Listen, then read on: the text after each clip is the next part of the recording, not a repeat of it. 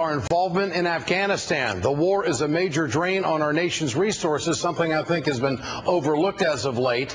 It's really taken a back seat to the raging debate over how we're going to pay for health care in this country, but we have 62,000 soldiers over there. Another 6,000 will be on the way and be there by the end of the year. We need to be talking about this. Joining me now is Pennsylvania Congressman Joe Sestak, three-star admiral and the highest-ranking former military officer ever elected to the Congress. Joe, good to have you on tonight. I appreciate your time. Obviously, healthcare taking a big chunk of the debate in this country right now, and behind the headlines is that we basically have an open-ended policy in Afghanistan, and to my knowledge, nobody's ever won over there from the Western world. So what do we make of this?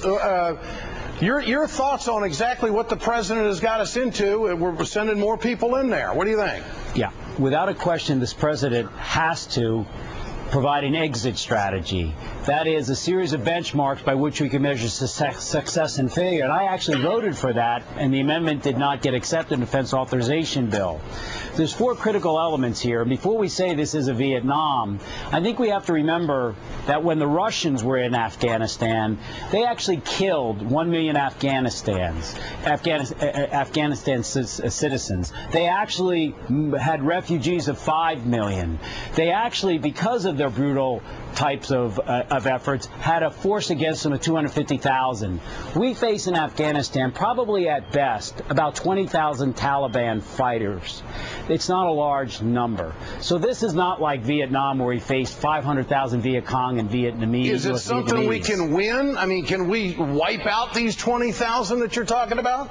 We don't need to. There's four things that need to be done. We have to recognize that we have to talk with the Taliban. Only about 30,000 are very radical, al-Qaeda-ized Taliban. The rest are generally somewhat ideological, but mostly impoverished youth who go there for a job, literally for a job. Second, we have to recognize that our insurgency, as the new general is doing, has to change. It's not about seek out and kill. It's about earning trust of the local citizens. Well, that's nation building. I mean, you can't earn trust unless you're doing some nation building. And I don't know if the American people signed up for this. This is what the president had to say. He was asked a question about war of choice, war of necessity. Here it is. Yes. There will be more difficult days ahead. The insurgency in Afghanistan didn't just happen overnight, and we won't defeat it overnight. This will not be quick nor easy. But we must never forget, this is not a war of choice. This is a war of necessity. You believe that, Congressman? I do, and here's why. It's because this is not about Afghanistan any longer. Because I was head of the Navy's anti-terrorism unit, was on the ground early in the war, came back on the ground 18 months later. Because of our focus on that tragic misventure Iraq, General Hayden, when he was head of the CIA a year and a half ago, said al-Qaeda has a safe haven in Pakistan. Now, what's safe haven mean? When I went onto the ground there early in the war, General Hayden, then head of the NSA, said to me, Joe, the problem with the safe haven is we don't have any actionable intelligence. That is, making them move so that we can pick up where they are. And they can quietly sit there and plan against us another potential 9/11.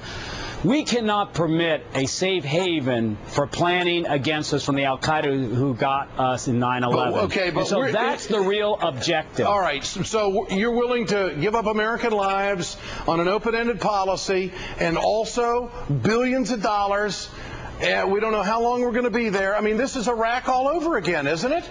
No, I made it very clear. When I was Director of Defense Policy at the White House with the Clinton administration, we always had an exit strategy. Okay, so let the public know, are we succeeding or not? And our public needs it. It's why I voted for that amendment that Jim McGovern submitted, and it failed to pass the House of Representatives. We didn't even have enough Democrats for it. We need a measurement of our success or failure, so then we can make a decision, is it worth it? We don't have it. Former Admiral, Congressman Joe Sestak, Pennsylvania, with us here on The Ed Show tonight. Thanks so much. For more